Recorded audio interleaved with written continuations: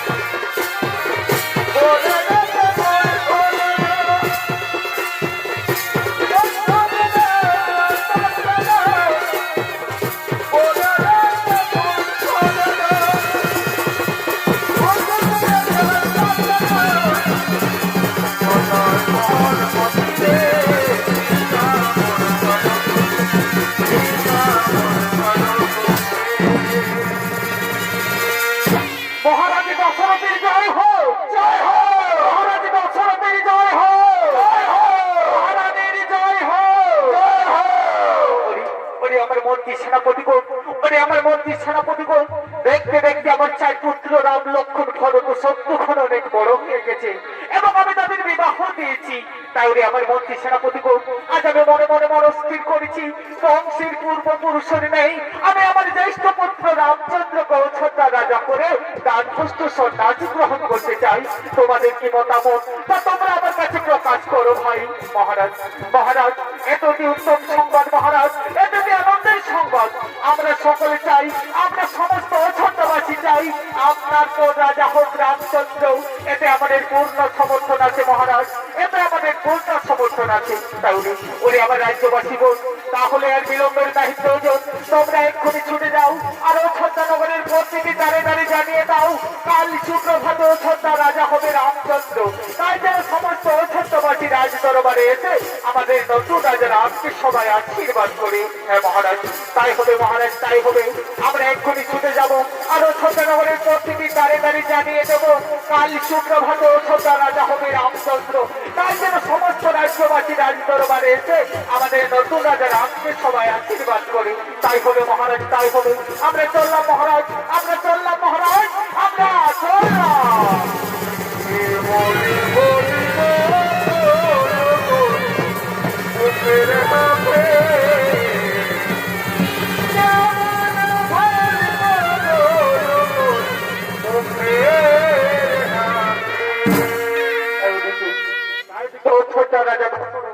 আজ ঘোষণা করে গেলেন কাল সুপ্রভাতে অযোধ্যা রাজা হবে রামচন্দ্র। আর ওদিকে সেই সংবাদ পৌঁছে দেওয়ার জন্য আজ অযোধ্যার বাদ্যকার ছুটে চলেছেন অযোধ্যা নগরের অলিতে গলিতে। ওই আমার খুড়া রে কি হলো তোর বিহার যায় বড়াতে। এই মাঝি চুপ চুপ চুপ চুপ চুপ। এ হলো এই হলো ছোট্টের বাদ্যকর। এই বাদ্যকরের কাজ হলো মহারাজ দশরথ রাজার প্রতিটি সংবাদ ও ছোট্ট নগরীর প্রতিটি অলিতে গলিতে পৌঁছে দেওয়া। তাই বাদ্যকর ছুটে চলেছেন কাল সুপ্রভাত ছোট্ট রাজা হবে রামচন্দ্র ওদিকে সেই সংবাদ পৌঁছে দেওয়ার জন্য। আর তখনও বাদ্যকরের ভূমিকা নৃত্য পরিবেশন করে দেখাবেন ইনি হলেন মানিবান্ধুর মা পার্বতী মহিলা ছৌ সমিতির ওস্তাদ সুচিত্রা সহিতের মা শ্রীমতী শিবানী শহীদ।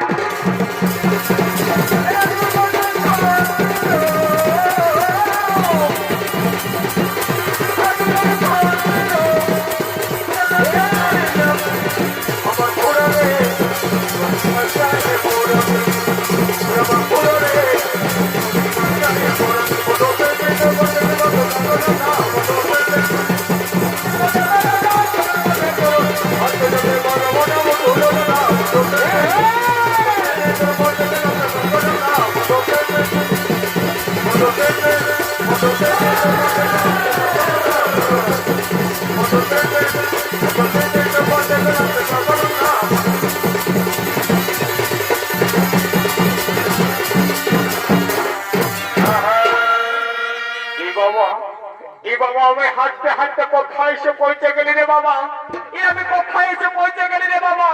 আর মস্ত ভগতা ডাকের গোড়াতে এসে পৌঁছে গেলি বাবা। আজকে আমি জাগরণ মঠে ভগতা ঘুরা বটে কি ভগতের ভগবান আমি কিছুই বুঝতে পারছি না।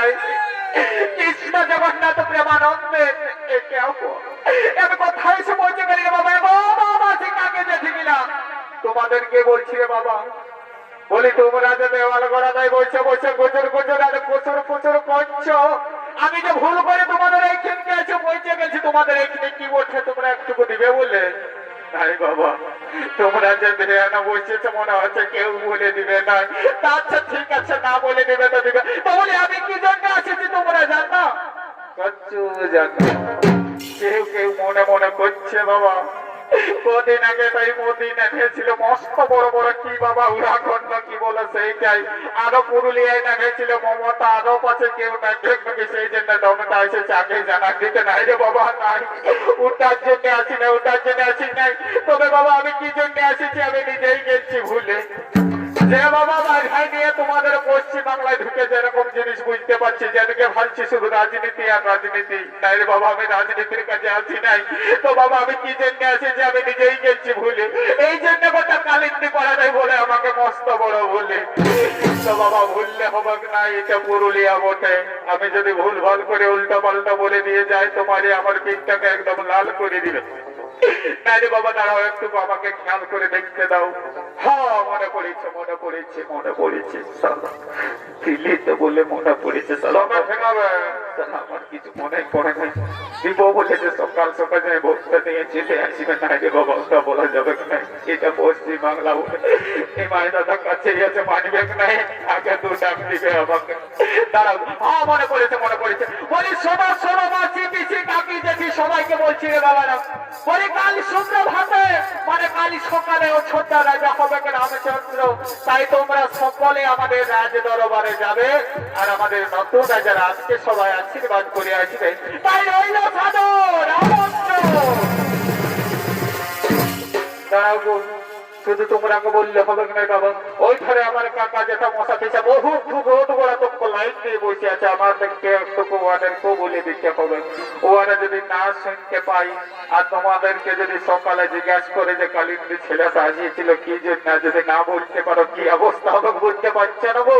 তারা একটু কাকা যে থাকি নাকে বলে দিয়ে এলি তারপরে আমি আবার বলে দিয়ে নিয়ে আমি নাচতে নাচতে ঘর চলে যাবো। বলি শোনো শোনো সবাইকে বলছি রে বাচ্চারা। ও বাবা এখানে সাধু বাবা আছে। সাধু বাবা তোমাকে বলছি বলি কাল সুপ্রভাত ছোট রাজা হবে রামচন্দ্র।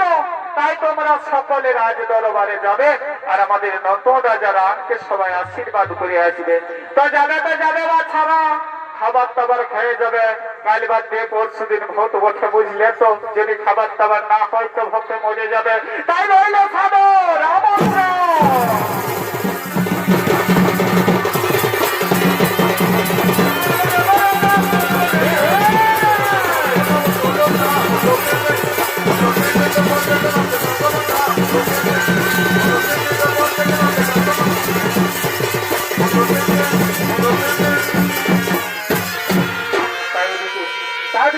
মন্থরার বাধ্য করা যে ছোট্টনগরে প্রতিটি অলিত গলিত ঘোষণা করে গেলেন কাল শুক্র ভাবে ছোট রাজা হবে রামচন্দ্র।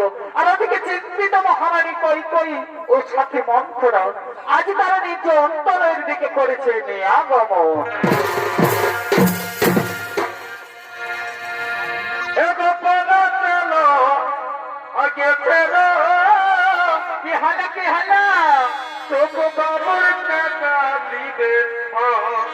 দাদাই গান দিবে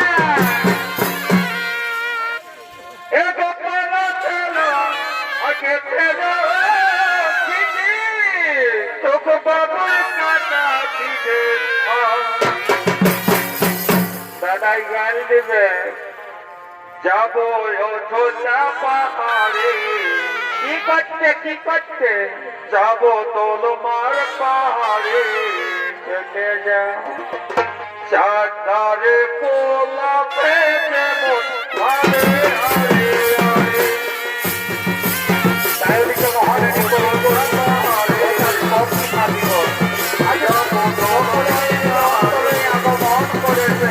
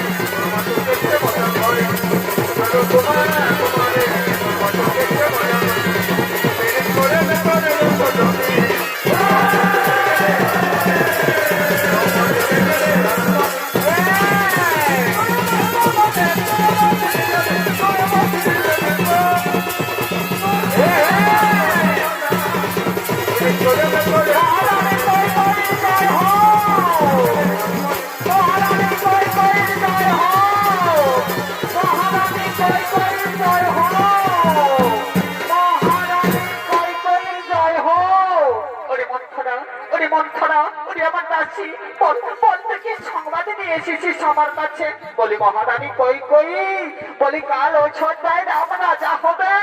আমি সেই সংবাদ তোমার কাছে নিয়ে এসেছি রানী, আমি সেই সংবাদ তোমার কাছে নিয়ে এসেছি। হেরে মন্থরা এত যে উত্তম সংবাদ নিয়ে এসেছিস তুই আমার কাছে, এত যে আনন্দের সংবাদ তুই নিয়ে এসেছিস আমার কাছে। ওরে মন্থরা ওরে আমার চাচ্ছি এই খুশির সংবাদ আনার জন্য এই দেখো তোমার জন্য কি সুন্দর আমি পুরস্কার রেখেছি। এই পুরস্কার আজ তোমার পুরস্কার মরে যাই ভগবান হে বাবা তারালা ঠাকুর আজ মহারানীর বিচার করি। বলি মহারানী কই কই তুমি কিসের আনন্দে আমাকে আজ পুরস্কার দিচ্ছ রানী, তুমি কিসের আনন্দে আমাকে পুরস্কার দিচ্ছ? ওরে মন্থরা আজকে আমাদের জ্যেষ্ঠ পুত্র রামচন্দ্র হবে এই অযোধ্যা রাজা, এই আনন্দে আজ আমি তোমাকে পুরস্কৃত করলাম। বলি মহারানী কই কই তুমি কি ভেবে দেখেছ রাম যদি এই অযোধ্যা রাজা হয় তাহলে তোমার ছেলে ভরত হবে গ্রামের দাস আর তুমি হবে কৌশল্যার দাসী।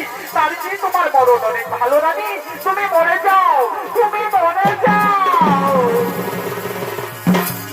নারে মন্থরা না তুই কথা আমায় বলিস না, রাম যে আমাদের জ্যেষ্ঠ পুত্র আর রাম যে আমায় সর্বক্ষণে মা মা বলে ডাকে, তাই রাম রাজা হলে আমার কোনো দুঃখ নেই রে মন্থরা, রাম রাজা হলে আমার কোনো দুঃখ নেই। বলি মহারানী কই কই, তুমি কি ভেবে দেখেছো রাম যদি এই অযোধ্যা নগরের রাজা হয় তাহলে তোমার ছেলে ভরতের বংশে কেউ কোনোদিন অযোধ্যা রাজা হতে পারবে না। আর তুমি যদি আমার কথায় চলো রানী, আমি কিন্তু তোমার ছেলে ভরতকে এই অযোধ্যা নগরের রাজা বানিয়ে দেবো। কেমন করে কেমন করে আমার ছেলে ভরত হবে এই অযোধ্যা রাজা? ওরে মন্থরা, ওরে আমার দাসী তুই আজ আমি খুলে বলতা কি করলে আমার ছেলে ভরত হবে এই অযোধ্যা রাজা? মহারাজ কি তা মেনে নেবে?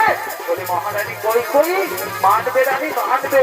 প্রথমে তুমি মহারাজকে প্রতিজ্ঞা বর্ষণ করাবে। তোমার মনে পড়ে সেই পূর্বের কথা, পূর্বে দেবাসুর সংগ্রামের যুদ্ধের সময় যখন মহারাজ দশরথ ক্ষত বিক্ষত অবস্থায় এসেছিল তোমার কাছে, তখন তুমি মহারাজ দশরথকে সেবা শুশ্রূষা করে সুস্থ করেছিলে। সেই দিন মহারাজ খুশি হয়ে তোমাকে দুটা বর দিতে চেয়েছিল। আজ তুমি মহারাজের কাছে সেই দুটা বর কেড়ে নাও রানী, আজ তুমি মহারাজের কাছে সেই দুটা বর কেড়ে নাও। হে মন্থরা, আজ আমার মনে পড়েছে সেই পূর্বের কথা। তোরে মন্থরা, আজ আমি মহারাজের কাছে কি বর চাইবো, কি বর চাইলে আমার ছেলে ভরত হবে এই অযোধ্যা রাজা? এই একটা বছর পাইছি, এই বছর আমি মহারাজের ভিতরে বিষ ফেলে দেবো। বলি মহারানী কই কই, এদিকে শোনো এদিকে শোনো। বলি তুমি মহারাজের কাছে দুটা বর চেয়ে নেবে। একবারে তোমার ছেলে ভরতকে করবে এই অযোধ্যা রাজা, আর একবারে রামকে করবে 14 বছর বনবাসী। আজ আমি তাই করবো, আজ আমি মহারাজের কাছে দুটা বর চেয়ে নেবো। একবারে আমার ছেলে ভরত হবে এই অযোধ্যা রাজা, আর একবারে রাম হবে 14 বছর বনবাসী। বলি মহারানী কই কই, তুমি কি ভেবেছ মহারাজ তোমাকে এমনি এমনি ওই দুটা বর দিয়ে দিবে? বিবেক নাই রানী, বিবেক নাই। খুলে ফেলো তোমার গায়ের সব অলঙ্কার আর মাটিতে পড়ে মিথ্যা পাবে না, কাঁদতে থাকো, তবেই তুমি মহারাজের কাছে ওই দুটা বর পাবে। ওই যখন মহারানী, মহারাজ মনে হয় অন্তলয় থেকে আসছে। আমি এখন আছি রানী, আমি এখন আছি।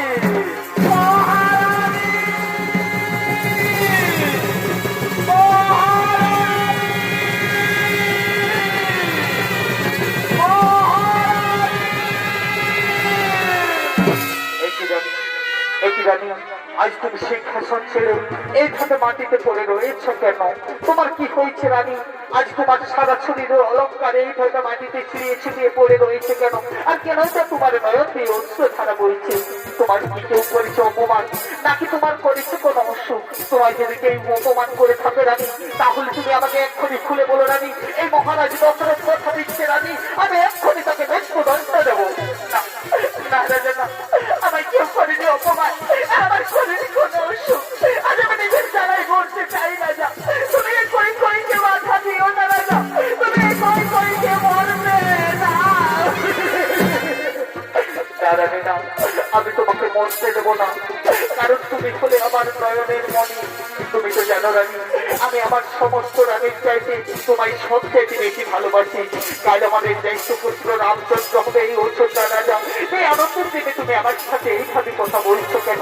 আজ তুমি আমার কাছ থেকে কিছু চেয়ে নাও রানী, আজ তুমি আমার কাছ থেকে যা চাইবে আমি তোমাকে তাই দেবো। বলো রানী বলো, তুমি আমার কাছ থেকে কি চাও? দেবে দেবে রাজা, আমি তোমার কাছ থেকে যা চাইবো তুমি আমাকে তাই দেবে। হ্যাঁ রানী, আমি তোমাকে তাই দেবো। আজ আমি তোমাকে কথা দিচ্ছি রানী, আর এই মহারাজ দশরথের মুখের কথায় যদি বিশ্বাস না হয় রানী, তাহলে আমি আমার ছেলে রামের নামে শপথ করে বলছি রানী, আজ তুমি আমার কাছ থেকে যা চাইবে আমি তোমাকে তাই দেবো। বলো রানী বলো, তুমি আমার কাছ থেকে কি চাও? তুমি যখন রামের নামে শপথ করে আমায় কথা দিলে, আমি বলি রাজা তোমার মনে পড়েছে পূর্বের কথা। পূর্বে দেবতা দানবের যুদ্ধে যখন তুমি ক্ষত বিক্ষত অবস্থায় এসেছিলে আমার কাছে, তখন আমি তোমাকে সেবা শুশ্রূষা করে সুস্থ করেছিলাম। সেদিন তুমি আমার কাছে খুশি হয়ে দুটো বর দিতে চেয়েছিলে। আজ আমি তোমার কাছে সেই দুটো বর চাই রাজা। বলে না গো, তুমি আমায় সেই দুটো বর দেবে? কি বললে রানী, তুমি আমার কাছ থেকে বর চাও? বলো রানী বলো, তুমি আমার কাছ থেকে কি বর চাও? আজ তুমি আমার কাছ থেকে যা বর চাইবে আমি তোমাকে তাই দেবো। আমি আবার বলছি রানী, এই মহারাজ দশরথের মুখের কথায় যদি বিশ্বাস না হয় রানী, তাহলে আমি আমার ছেলে রামের নামে শপথ বলছি রানী, আজ তুমি আমার কাছ থেকে যা বর চাইবে আমি তোমাকে তাই দেবো। বলো রানী বলো, তুমি আমার কাছ থেকে কি বর চাও? তুমি কিন্তু বারবার রামের নামে শপথ করে আমায় কথা দিচ্ছ, আবার যদি তুমি তোমার কথার খিলাপ করো তাহলে যে সূর্য বংশের নামে কলঙ্কিত হবে। তাই বলে ওরা আমার দুটি বর, একবারে আমার ছেলে ভরতকে করুন অযোধ্যা রাজা, আর একবারে রামকে করুন চন্দ্রবংশের বনবাসী।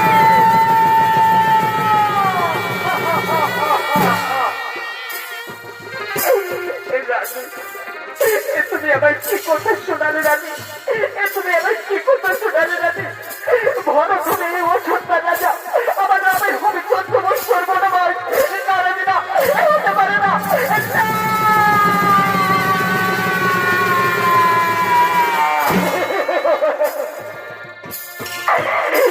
কোথায় বলছিলে তুমি? কষ্ট খেয়েছে পড়ো আমার শরীর বিচ্ছিন্ন করে দাও এই দেহ কাটি।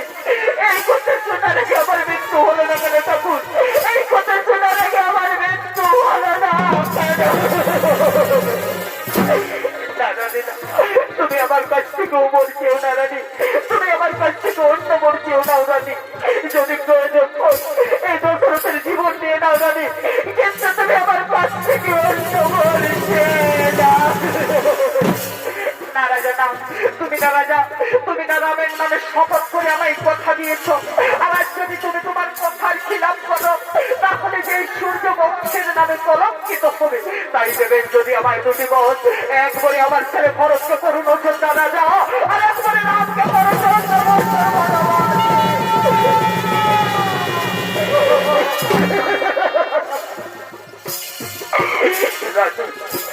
রানী গো, আমি হয়তো তোমার কোথায় ভরতকে অযোধ্যা রাজা বানিয়ে দেবো, কিন্তু তুমি আমার রামকে বলে দিও না রানী। রাম মেনে সেই দশরথ রাজা বাঁচবে না রানী, রাম মেনে সেই দশরথ রাজা বাঁচবে না। কোথায় আমি বুঝবে না, তুই একবার আমার কাছে ছুটে আয় বাবা।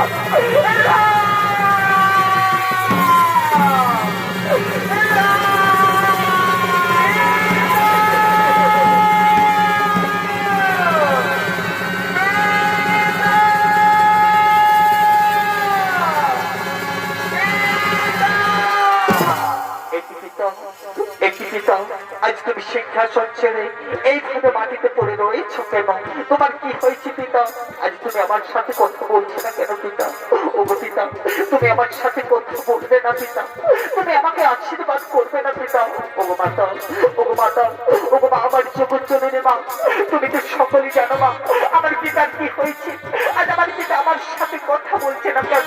তুমি আমায় একটিবার খুলে বলো মা, আমার পিতার কি হয়েছে? তুমি আমাকে খুলে বলো। ওরে রাম, ওরে রাম, তোর জন্য, তোর জন্য আমার পিতার এই দশা। কি বললে মা? আমার জন্য আমার পিতার এই দশা? বলো মা, বলো আমার পিতার কি হয়েছে? তুমি আমাকে খুলে বলো। আমি কি করলে আমার পিতা আমার সাথে কথা বলবে? একটিবার খুলে বলো মা। ওরে রাম, ওরে রাম, তোর পিতা যে আজ আমার কাছে প্রতিজ্ঞাবদ্ধ, তোর পিতার কাছে আমি দুটা বর চেয়েছি, আর সেই দুটা বর দিতে পারছে না বলে তোর পিতা এইভাবে মাটিতে পড়ে রয়েছে। ওগো মা, ওগো মা, কি এমন বর মা যে তোমাকে দিতে পারছে না বলে আমার পিতা এইভাবে মাটিতে পড়ে রয়েছে? বলো মা, বলো আমার পিতার কাছে তুমি কি বর চাও? তুমি একটিবার আমায় খুলে বলো মা। ওরে রাম, ওরে রাম, তোর পিতা যে আজ আমার কাছে প্রতিজ্ঞাবদ্ধ, তোর পিতা আমার কাছে আমায় দুটা বর দিতে পেয়েছে। একবারে আমার ছেলে ভরতকে করতে হবে এই অযোধ্যা রাজা, আর একবারে তুমি হবে চন্দ্রবংশের বনবাসী। আমার জগৎ জননী মা, এই জন্য আমার পিতা মাটিতে পড়ে রয়েছে। না পিতা না, উঠুন পিতা, সিংহাসন গ্রহণ করুন, ভরতকে করুন অযোধ্যা রাজা, এই রাম হবে চন্দ্রবংশের বনবাসী। ওগো পিতা, ওগো পিতা, আজ আমি পরম সৌভাগ্যপুত্র যে আজ আমি আমার পিতা ঋণ শোধ করার জন্য চলে যাব চন্দ্রবংশের বনবাসে। আমার স্নেহের ভাই ভরত হবে এই অযোধ্যা রাজা। উঠুন পিতা, সিংহাসন গ্রহণ করুন, ভরতকে করুন এই অযোধ্যা রাজা, এই রাম যাবে চন্দ্রবংশের বনবাসে। ওগো মাতা, ওগো মাতা, তুমি চিন্তা করো না মা, আমি এক্ষুনি ছুটে যাব মাতা কৌশল্যা, মাতা সুমিত্রার কাছ থেকে আশীর্বাদ নিয়ে ভাই লক্ষণ এবং তোমার জানকীকে সঙ্গে নিয়ে আমি চলে যাব চন্দ্রবংশের বনবাসী। মা বিদায় পিতা, বিদায় মাতা, বিদায় অযোধ্যাবাসী, তোমরা আমাকে বিদায় দাও, আমি চলে যাচ্ছি চন্দ্রবংশের বনবাসী।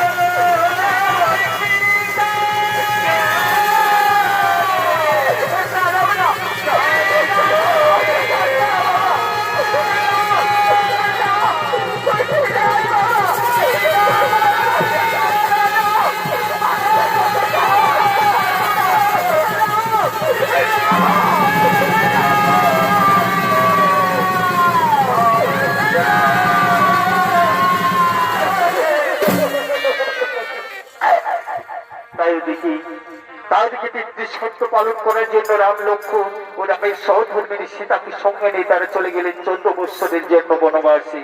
আর ওদিকে সেই সংবাদ মহারাজ দশরথ জানতে পেরে পুত্র সত্য মহারাজ দশরথের হাইরাম করতে করতে মৃত্যু হলো। আর ওদিকে রাম লক্ষ্মণ সীতা আজ তার পিতৃ সত্য পালনের জন্য চলেছেন 14 বৎসর বনবাসে। হে রাজার বেটা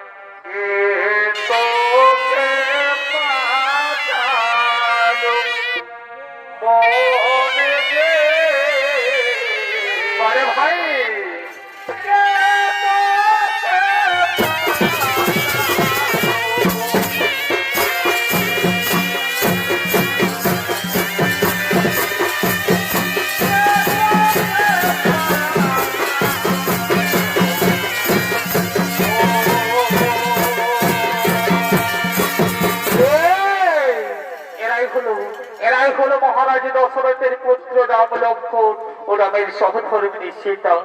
আজ তারা পিতৃ সত্য পালনের জন্য চলেছেন 14 বৎসর বনবাসে। আর তখন রামের ভূমিকায় নৃত্য পরিবেশন করে দেখাবে ইনি হলেন মা পার্বতী মহিলা সমিতির ওস্তাদ কুমারী সুচিত্রা সহিত, এবং লক্ষ্মণের ভূমিকায় মা মমি সিং সর্দার ও সীতার ভূমিকায় সুজাতা সহিত।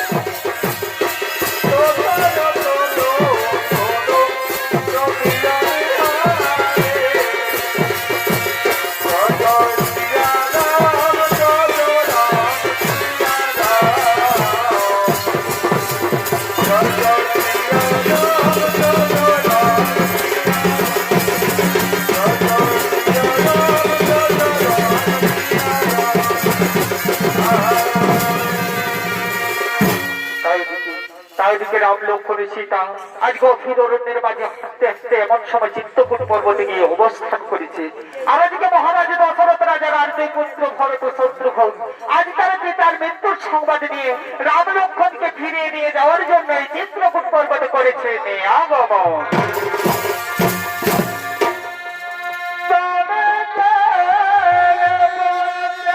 বারে বারে বংশী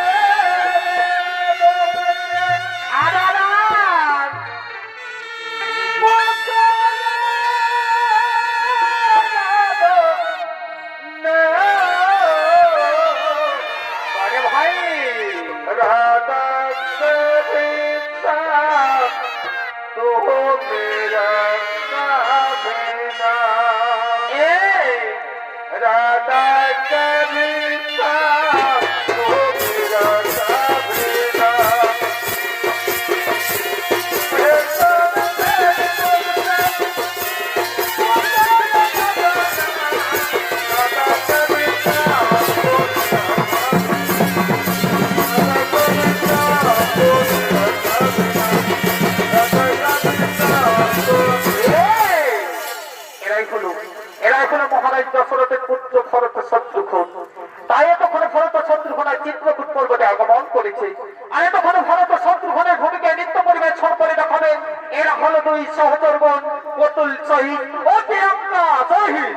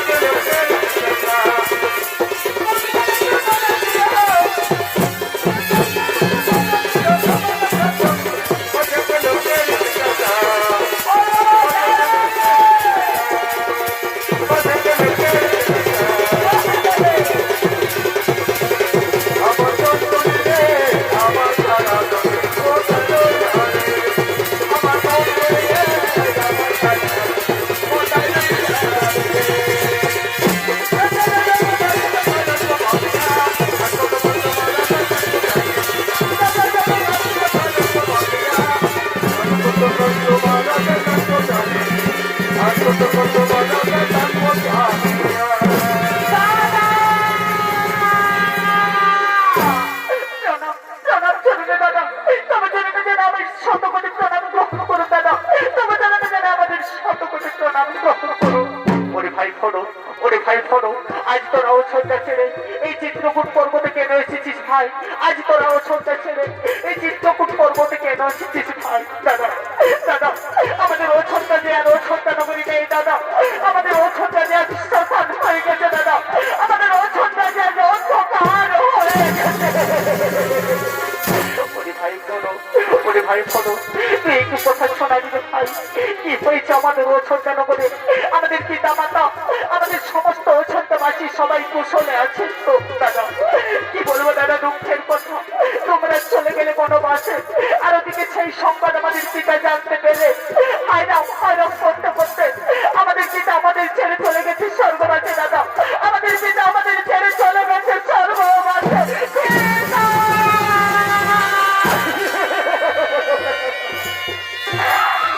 ওরে ভাই শোনো, ওরে ভাই শোনো, কি কথা শোনালি রে ভাই? আমাদের পিতা আমাদের ছেড়ে চলে গেছে স্বর্গবাসে। না ভাই না, এ হতে পারে না ভাই, এ হতে পারে না।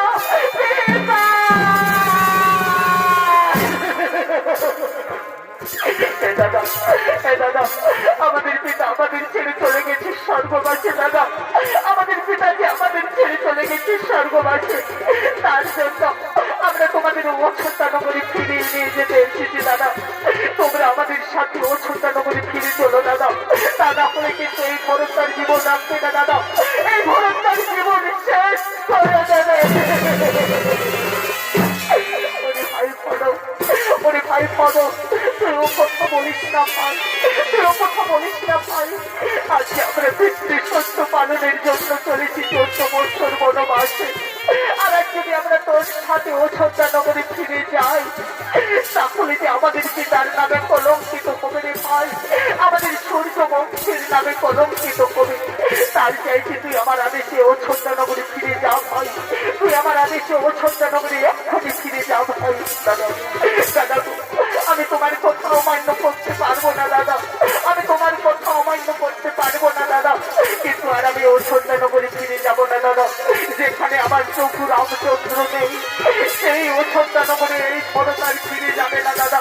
তবে আমি ফিরে যাবো দাদা, আমি ফিরে যাবো নন্দী গ্রামে।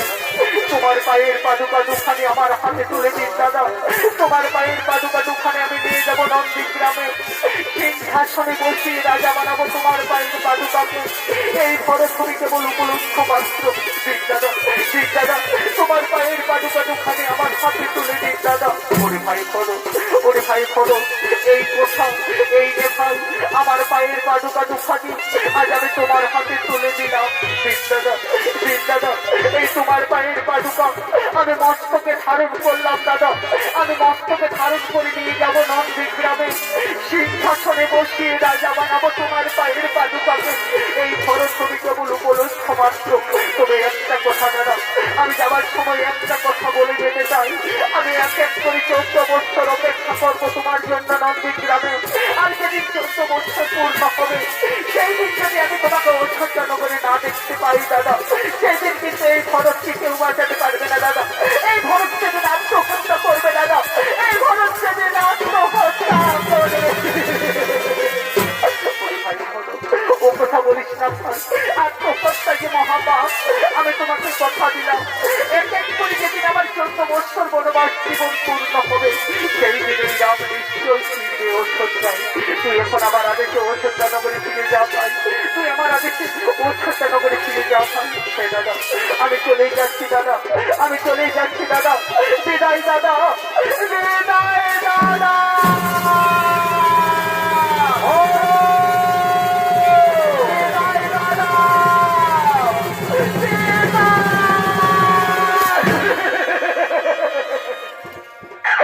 ওরে ভাই লক্ষ্য, ওরে ভাই লক্ষ্য, ভরতে মাত্র বলে গেল আমাদের পিতাজি আমাদের ছেড়ে চলে গেছে স্বর্গবাসে।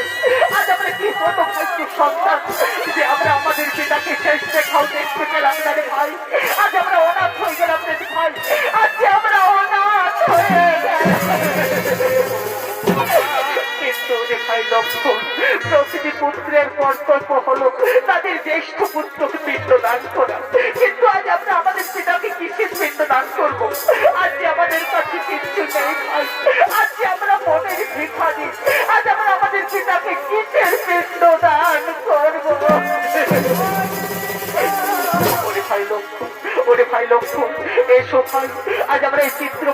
পর্বতে যত মুনি ঋষিদের দ্বারে দ্বারে ছুটে যাব ভিক্ষা করতে, আর যা কিছু ভিক্ষা পাবো তা দিয়ে আমরা আমাদের পিতার পিণ্ড দান করবো ভাই, তা দিয়ে আমরা আমাদের পিতার পিণ্ড দান করবো। হ্যাঁ দাদা, হ্যাঁ দাদা, আজ আমরা এই অরণ্যের মাঝে যত মুনি ঋষিদের দ্বারে দ্বারে ছুটে যাব ভিক্ষা করতে, আর যা কিছু ভিক্ষা পাবো তা দিয়ে আমরা আমাদের পিতার পিণ্ড দান করবো দাদা, তা দিয়ে আমরা আমাদের পিতার পিণ্ড দান করবো ভাই। আর আমরা দেরি করবো না, আজ আমরা পিতার পিণ্ড দান করবো, তাই আজ আমরা দাঁড়িয়ে দাঁড়িয়ে ভিক্ষা করতে ছুটে যাবো। অবশ্যিতা, অবশ্যিতা, তুমি আমাদের জন্য এই ফাল্গু নদীর তীরে বসে অপেক্ষা করো সীতা। আজ আমরা এই চিত্রকূট পর্বতে যত মনের ঋষিদের দাঁড়ে দাঁড়িয়ে ছুটে যাবো ভিক্ষা করতে। হ্যাঁ প্রভু, হ্যাঁ প্রভু, তোমরা চলে যাও ভিক্ষা করতে, ততক্ষণ আমি তোমাদের জন্য এই ফাল্গু নদীর তীরে বসে অপেক্ষা করবো প্রভু। তোমরা চলে যাও ভিক্ষা করতে। হ্যাঁ সীতা, আমরা চলেই যাচ্ছি সীতা, আমরা চলেই যাচ্ছি সীতা। বিদায় সীতা, বিদায় সীতা, বিদায় সীতা।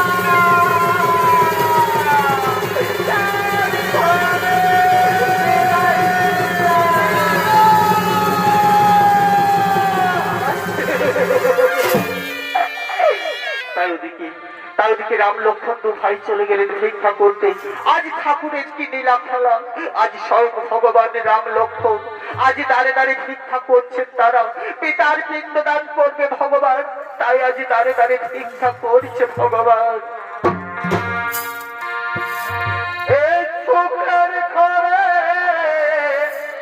আজ দাঁড়ে দাঁড়িয়ে ভিক্ষা করছে ভগবান।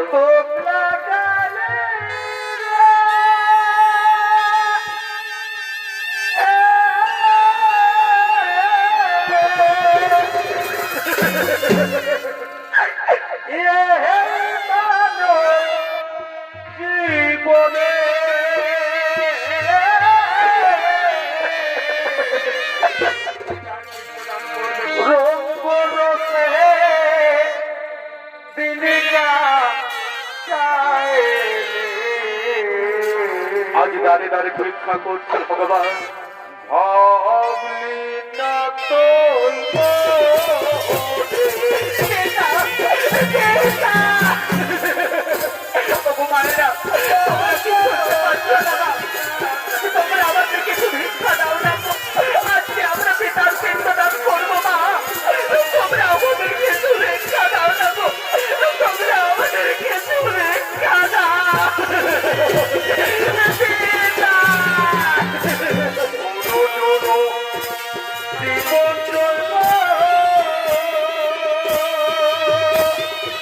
দাঁড়ে দাঁড়িয়ে ভিক্ষা করছে ভগবান।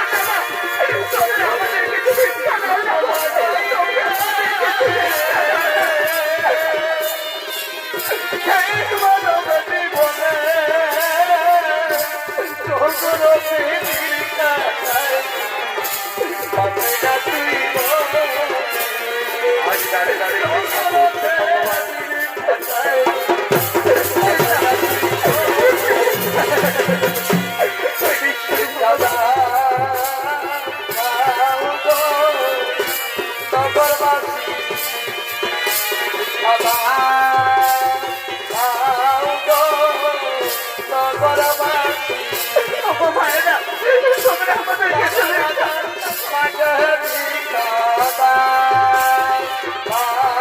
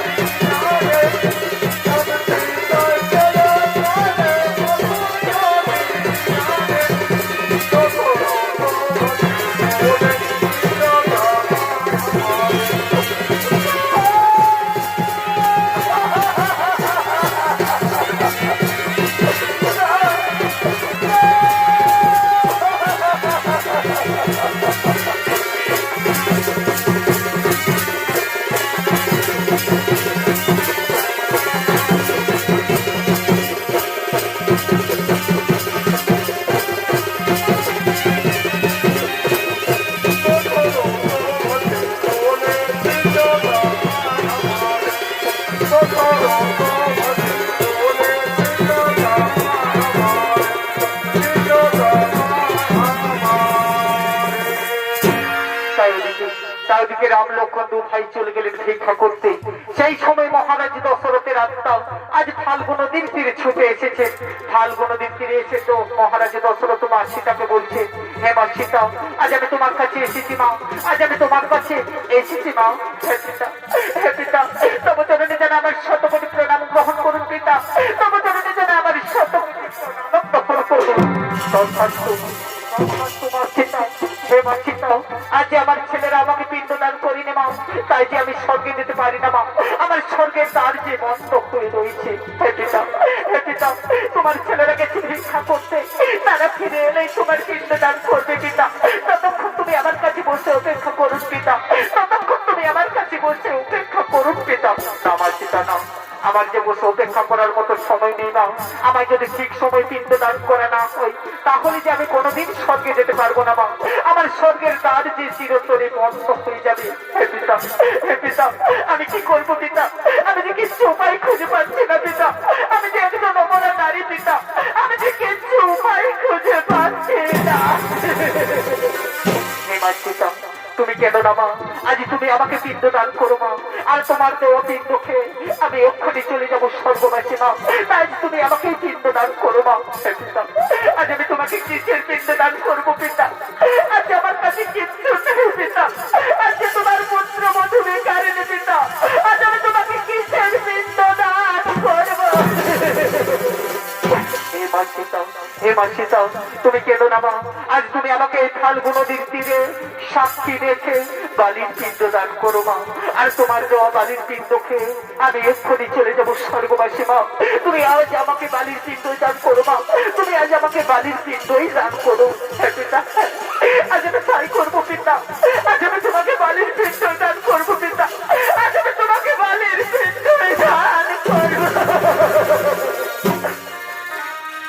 সাক্ষে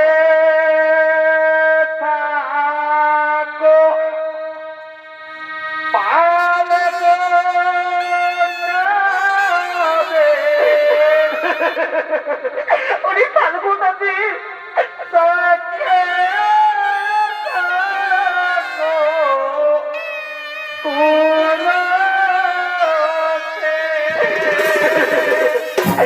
মা তুলসী গো তাকে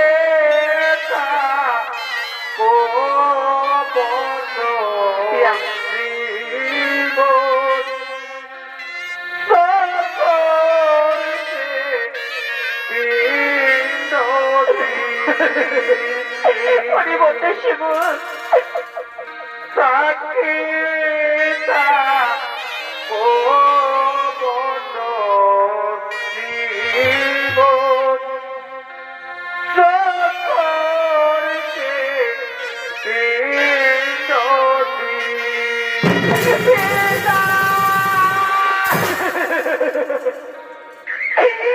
ওরে ফাল্গুনাতে এবার তুলসী ওরে বন্ধু শিবুল আজ তোমরা সাক্ষী থাকো আজ আমি তোমাদেরকে সবাইকে সাক্ষী রেখে আমি আমার শ্বশুরকে বালির পিণ্ড দান করছি আমার প্রভু এসে তোমরা তাকে বলে দিবে যে আমি আমার শ্বশুরকে বালির পিণ্ড দান করে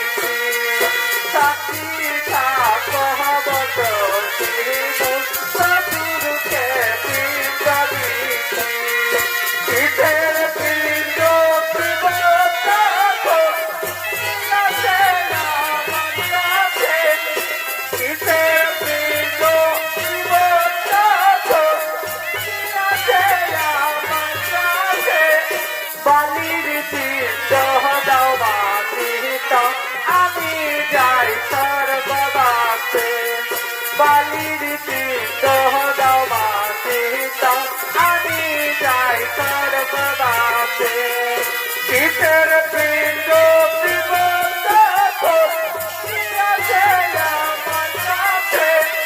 কিসের পিণ্ড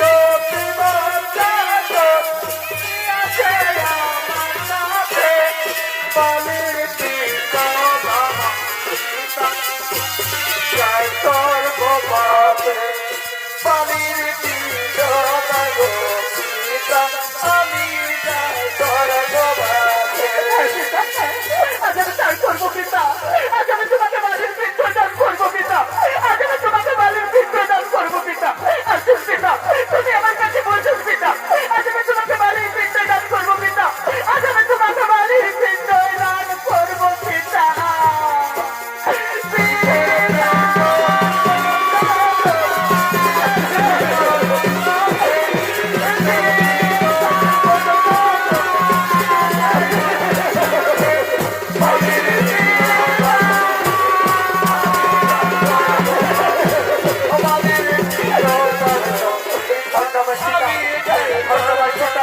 আজ তুমি আমাকে বালির পিণ্ড দান করলে মা একজন নারী হয়ে তুমি আমাকে বালির পিণ্ড দান করলে মা ওই তো মা আমার স্বর্গের দ্বার খুলে গেছে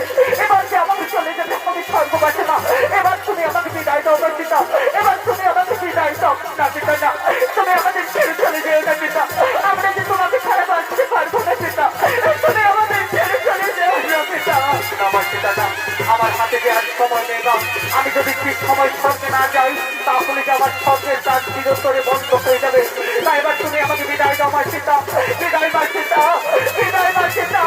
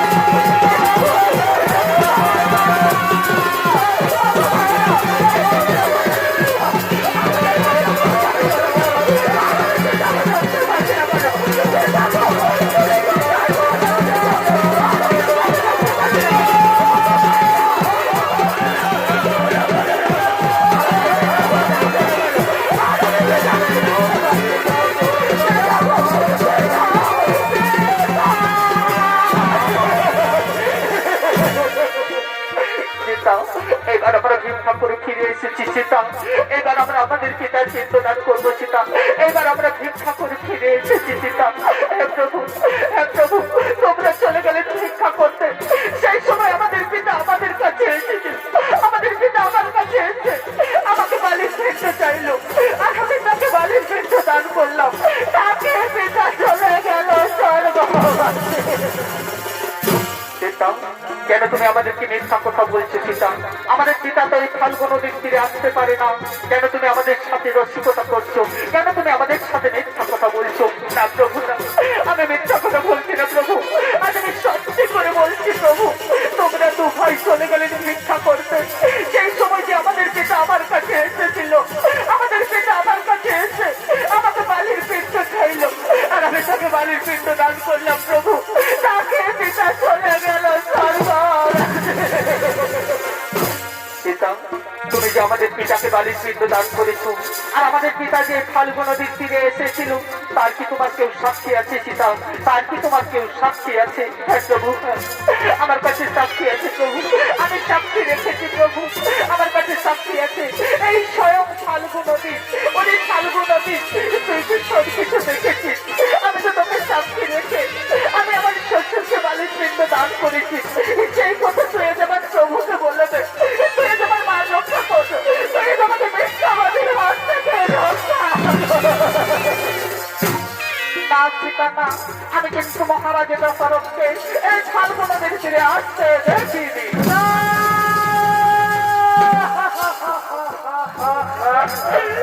ফাল্গুন নদী, আজ তুই সব কিছু দেখো আমার প্রভুকে মিথ্যা কথা বলে দিলি, আজ তুই সব কিছু দেখো আমার প্রভুর কাছে আমাকে মিথ্যাবাদী সাজালি। ওরে ফাল্গুন নদী, আজ আমি তোকে অভিশাপ দেবো, তোর জল কোনোদিনও উপরে বলবে না, তোর উপর দিয়ে খুব পরিষ্কার পার হবে, তোর চাকরি ছিল অন্ত ছিল হয়ে আমার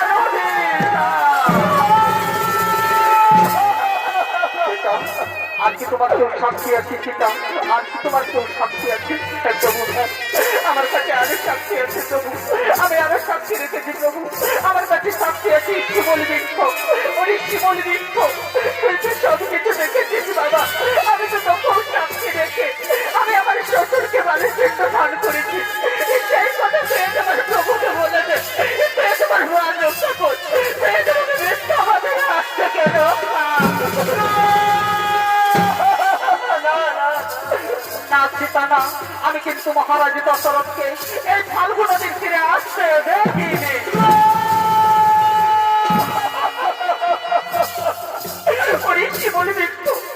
আজ তুইও আমার প্রভুকে মিথ্যা কথা বলে দিলি, আজ তুইও আমার প্রভুর কাছে আমাকে মিথ্যাবাদী সাজালি। কি বলবি, আজ আমি তোকেও অভিশাপ দেবো, তোর ফুলের কোনো সুগন্ধ থাকবে না, তোর ফুল কোনো দেবদেবীর পুজোতে লাগবে না, এই সীতার অভিশাপ। আর কি তোমার কেউ সাক্ষী আছে সীতা? আর কি তোমার কেউ সাক্ষী আছে? হ্যাঁ প্রভু, আমার কাছে আরো সাক্ষী আছে প্রভু, আমি আরো সাক্ষী রেখেছি প্রভু, আমার কাছে সাক্ষী আছে এই মাতা তুলসী, এই মা তুলসী, তুই তো সব কিছু দেখেছিস মা, আমি তো তোকেও সাক্ষী রেখে আমি সত্য তুলসী পাতা নিয়ে গিয়ে আমার শ্বশুরকে বালির পিণ্ড দান করেছি, সেই কথা তুই আমার প্রভুকে বলে দেবা, তুই আমার মা রক্ষা করবা, তুই আমাকে মিথ্যাবাদের হাত থেকে রক্ষা। না সীতা না, আমি কিন্তু মহারাজ দত্তদত্তকে এই ফাল্গুন নদীর তীরে আসতে দেখিনি।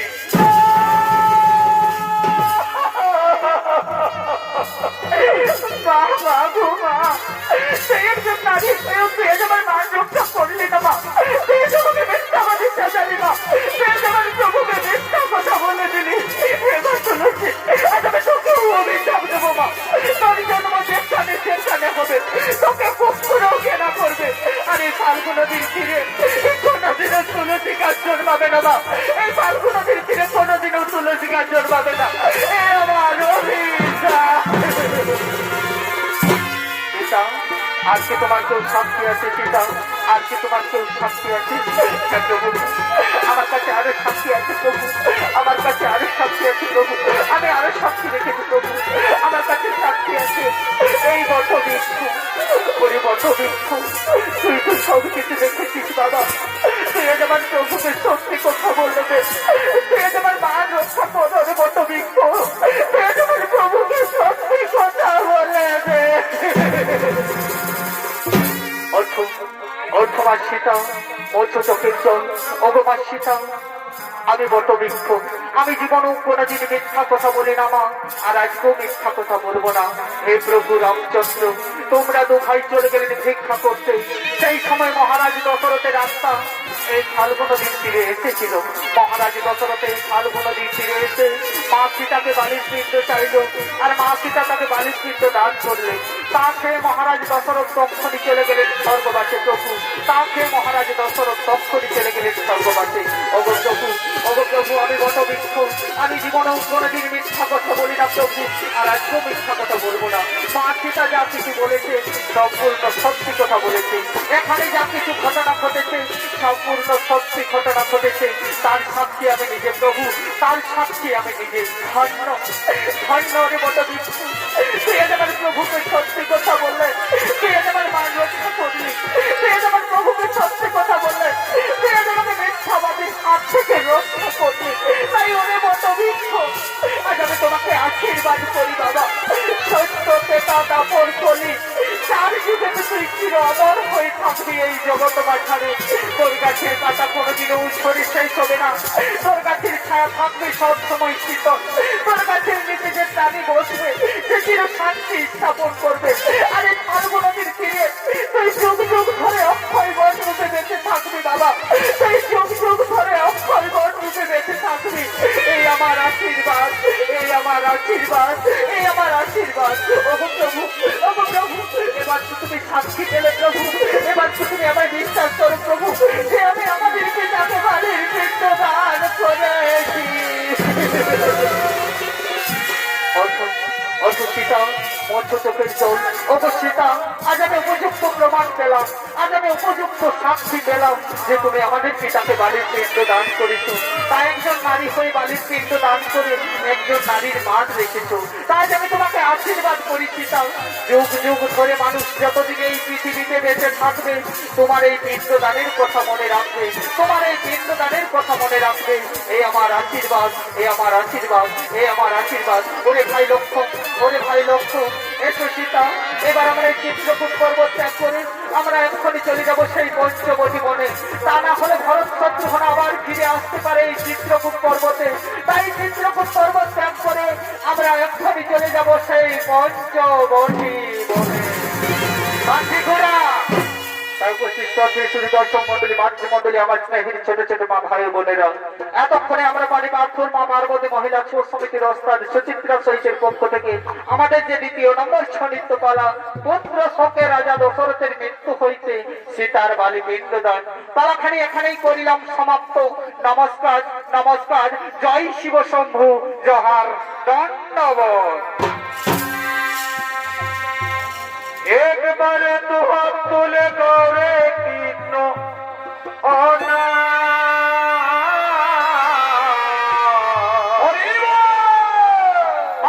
সবাই একবার দু হাত তুলে হলো ধনে দিয়ে বললো রাধে রাধে রাধে। পূর্বের তোর